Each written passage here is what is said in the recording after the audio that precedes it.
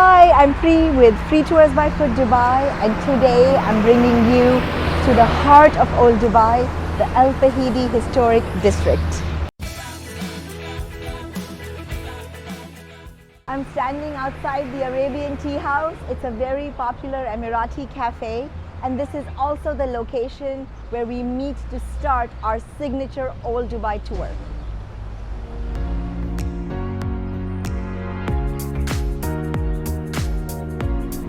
Many people don't know this, but the UAE's past rests on its pearl diving history. Pearl diving was the main occupation of this region. It was a very, very difficult job. The diving months were between April and September, and a lot of the economy of this small pearl diving town depended on the men going out into the sea, diving 15 to 40 times a day. Pearl diving industry was controlled by traders from Iran, and these Iranians would come here. They controlled the supply chain part of the trade, bringing in the spices, the textiles. They would come here, settle here for 6 months at a time. So between April and September, these houses that the Iranians built were kind of like their summer vacation homes, where they conducted their business of trade with the pearls and headed back to Iran. Fittingly, this neighborhood was also referred to as Al-Bastakiya because of the Iranians coming from a specific region in Iran known as Al-Bastak. The pearl diving trade was very, very difficult work. Pearl divers had to dive free fall. We don't have any equipment back then. We're talking early 1700s. So, just with a deep breath, they're diving into the water and looking for as many oysters as possible, and coming back up to the boat where someone is sitting to look through the oysters to find a pearl. And the possibility that an oyster even had a pearl, about 1%. So the divers were diving in several times a day, doing it over and over, months at a time, to try and collect enough pearls to trade for food and spices and textiles and other items. And that was enough to provide living for such a small population. So this pearl diving trade really set up this historic district, the first residential community of Dubai. These houses had many different generations of residents live in them.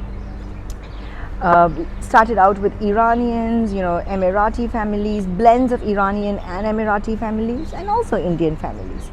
These houses are now non-residential. They have been restored. They're not replicas, but most of their architectural element we have tried to keep intact. So for example, these houses were built with coral stones. So you can see many parts of the walls will show you the exposed corals off the wall. We've got the sand hues, the sandstone that was used to build these houses. We've kept the features of architecture intact that kept these houses cool in the summer months. So I'm going to bring you inside these heritage homes, which are now transformed to be cafes, museums, hotels, and I'm going to show you what they feel and look like from the inside. So come on.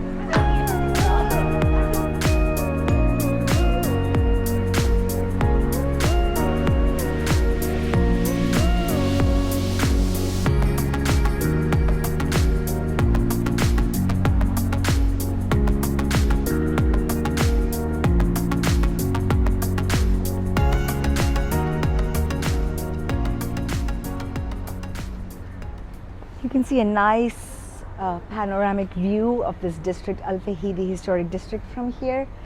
You can see that there were about 55 houses that are still intact and standing. They are lined by the beautiful berjils, the wind towers, And you can notice the beauty of the sikas, the alleyways. None of them are exactly parallel. They're kind of going from wide to narrow, and that's purpose driven. That was because they were trying to keep this neighborhood cool and breezy and created a path for the breeze to flow through. It also helped with privacy, it helped with safety of the neighborhood. You know, no two houses would ever have their doors facing each other. So a lot of engineering thought went into building this neighborhood, and you can see that it is relevant even today because this neighborhood feels quiet and private and kind of shuts the rest of the busy hustle bustle of Dubai out. So, you know, really genius in the way they designed it. One of the houses that I'm going to bring you inside now has been transformed to be, it has the typical layout of a Basakia house, of an Fahidi house. We've got the central courtyard and the rooms stacked around it.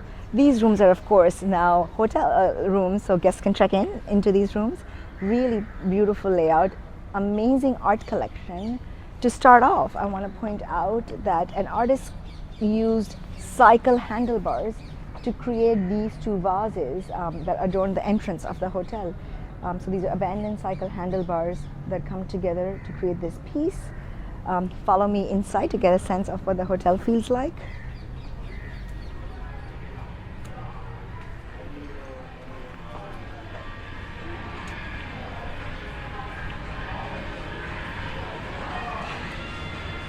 We walk into the central cafe, the central courtyard of the hotel.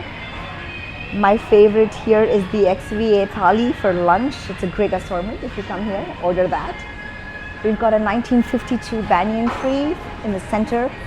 In the winter months, we take away the awning from the roof and it's open air, so really beautiful.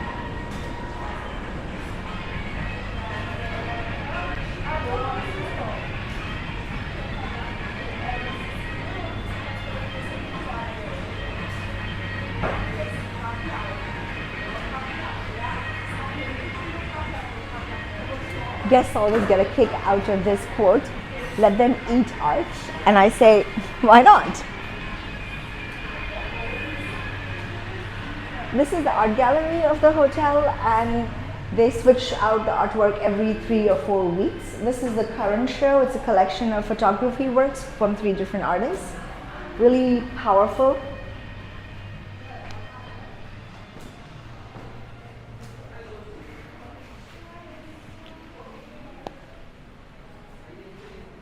Behold, I'm going to bring you into the most beautiful courtyard of this district, tucked inside this hotel.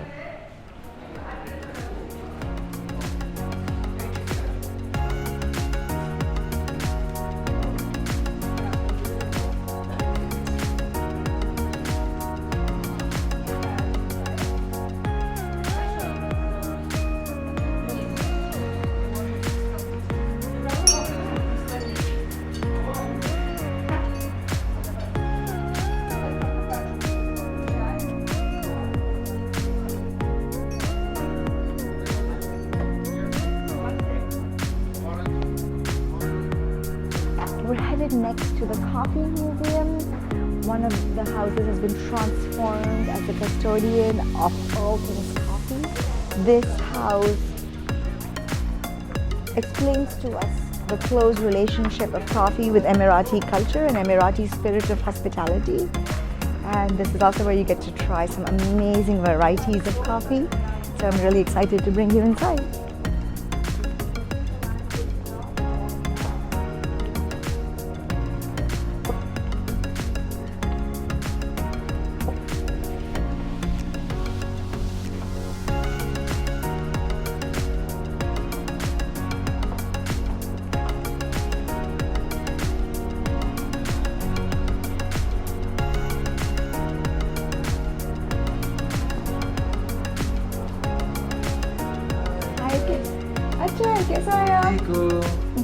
سلام علیکم. سلام. بخیر. خوب. شما چطور؟ سلامتی؟ ما ویدیو ماشمی. زمانه.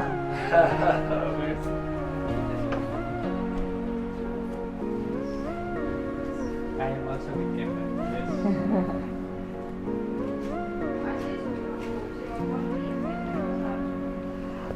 The Coffee Museum showcases coffee drinking traditions from around the world. You've got the Emirati tradition, Egyptian tradition, the Turkish tradition, and of course, the tradition of the country that gave us coffee, the Ethiopian tradition.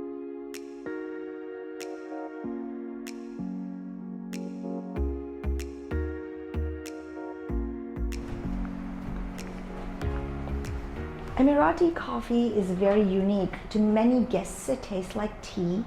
No milk, no sugar, very light, with a big base of cardamom, a dash of cinnamon and saffron. It's served in a traditional pot like this. We call it the della. The della is a very big symbol of Emirati hospitality. It also features on the 1 dirham coin as that symbol, so you will della reflected all around the city. Coffee is served in a traditional coffee cup, the finjan. You hold the finjan from the top rim.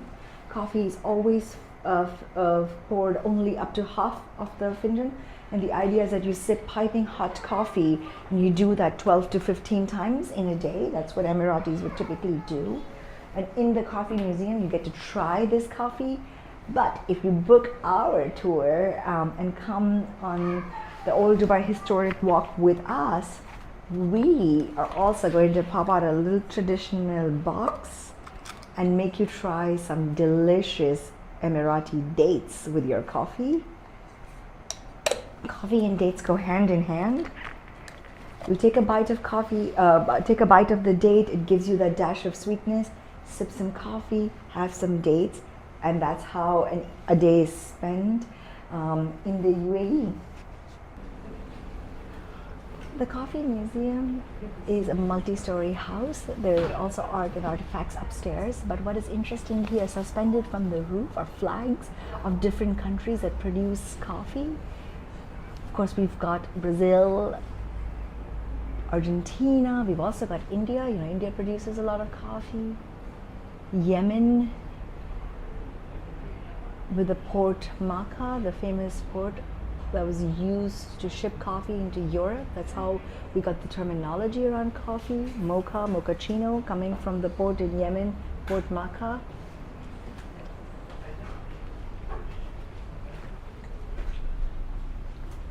This room would be typically the front room of the house, and even today it is maintained so. For us, we would refer to it as a living room, but in Emirati culture, it's referred to as a majlis. It's low seating on the ground, coffee set up in the middle, and the front majlis would typically be for men to gather, and there would be a majlis in the back of the house for women to gather. And many Emirati families follow this tradition today.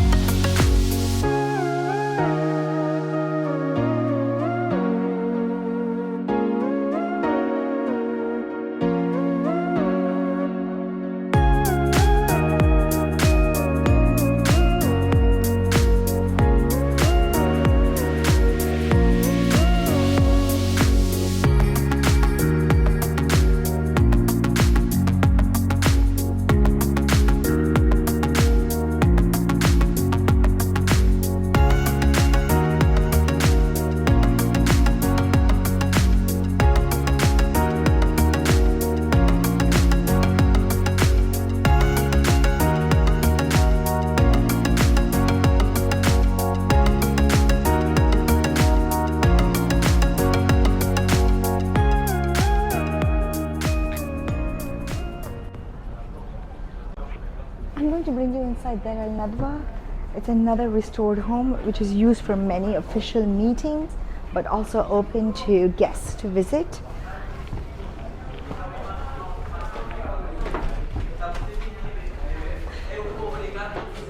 The courtyard has been converted to be a central majlis.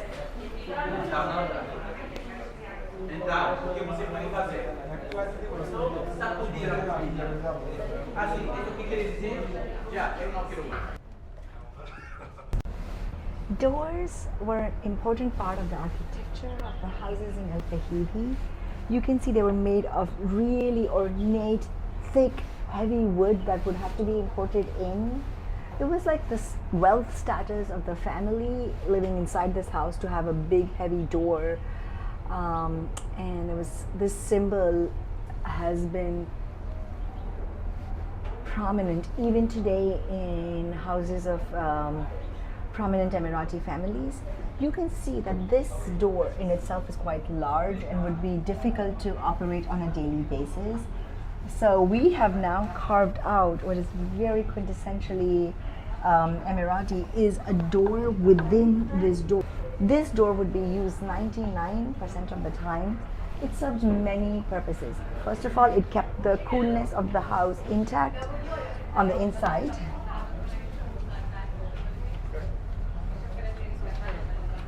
It allowed for privacy of the women who were inside the house, because if you open such a big door, you know, you can kind of look inside and see what's going on. So, you know, having the big door shut and just a small open door here, you know, kept the house private. And thirdly, and really interestingly, the door also kept the guests and the members of the house humble, because every time you would go through a door so small, you would have to inevitably bow and go in, and you were mindful and reminded of the hospitality that you're receiving. So, you know, that gesture in itself was a big part of this small door. And so here we are at a beautiful house showcasing the large door and the door within the door.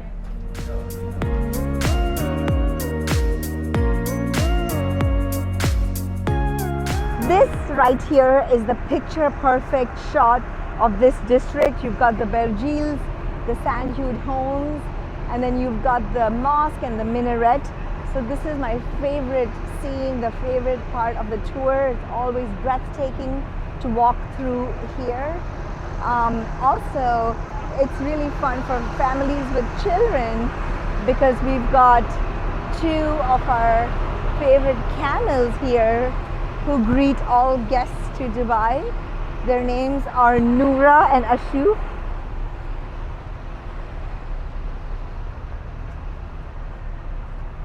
Okay, looks like Ashuf's resting and Noura's there eating a snack.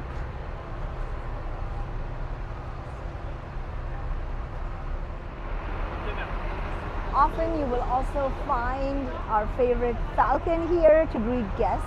Falcon is of course the national bird of the UAE, and it's just the most beautiful creature with a vision and speed faster than the eagle, a real hunting partner to the Bedouin.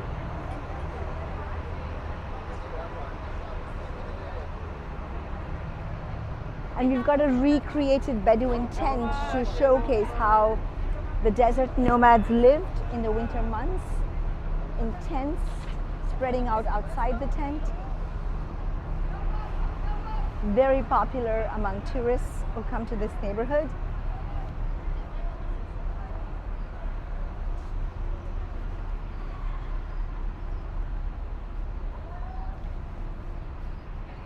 And now I'm about to bring you to the most interesting part of architecture of this district, the geothermal air conditioner, the wind tower, or as we call it in Emirati, the Berjil.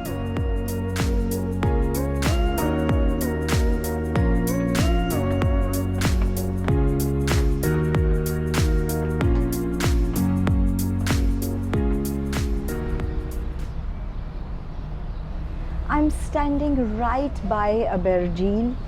These wind towers were the main way to keep the houses cool in the summer months, and the engineering behind it is quite genius. You see the rods jutting out of it.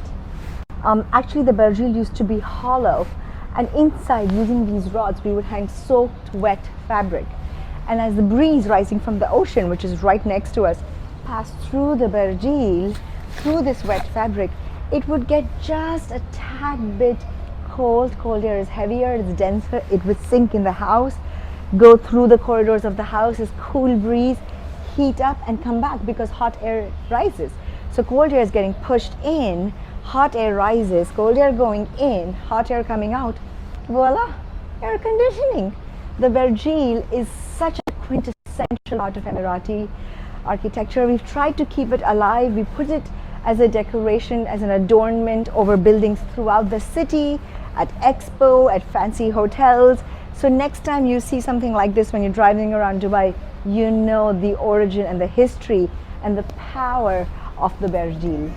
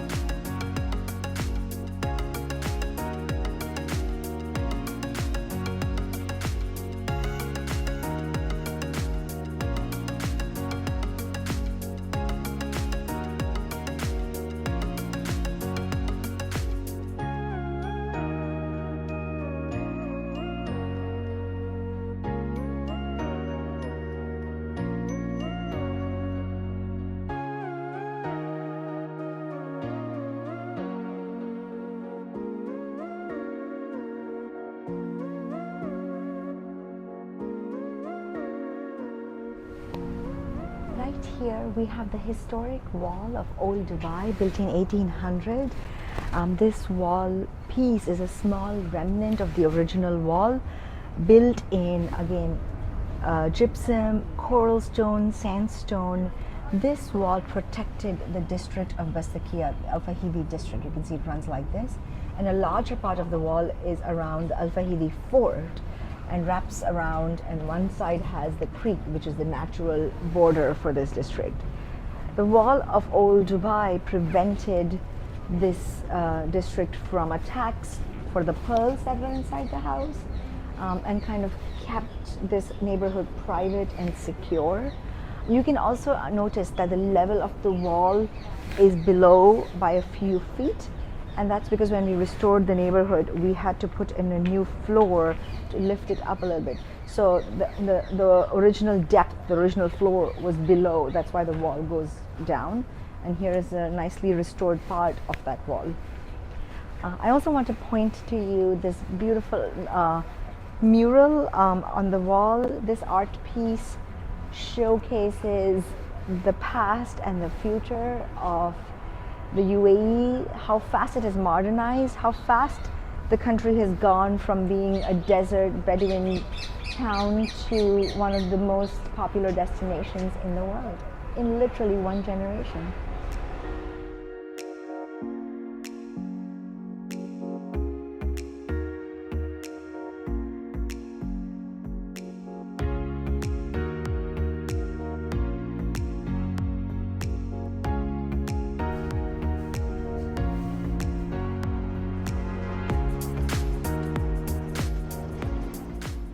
Thank you guys for coming with me on the tour of Al Fahidi Historic District. If you guys like what we're doing, please hit subscribe to our channel and comment and let us know what you think of our videos and what you would like to see more of in the future.